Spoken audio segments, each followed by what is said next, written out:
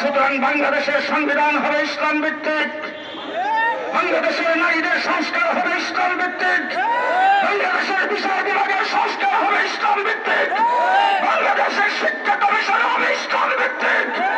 ইসলামের বাহিরে কোন কিছু বাংলাদেশের যেই করতে চাবে তাকে পিটায় তখ্ত বানায় দেওয়া হবে।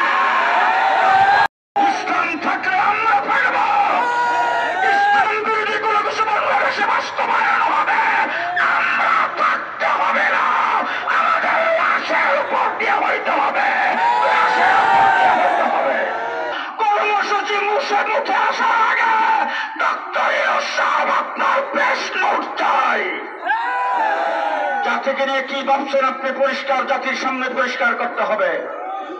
আমরা আপনাকে সহযোগিতা করে ক্ষমতায় রেখেছি, নতুবা আওয়ামী লীগ বেশিরভাগ শক্তি ভারতের সহযোগিতায় আপনাকে পানি দিয়ে গিলে ফেলত, সেটা আমাদের কারণে করতে পারে নাই।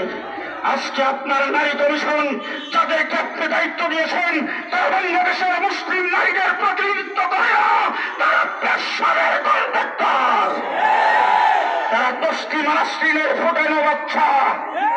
সুতরাং তসলিমা বাংলাদেশে থাকতে পারে, তারাও থাকতে পারবে না।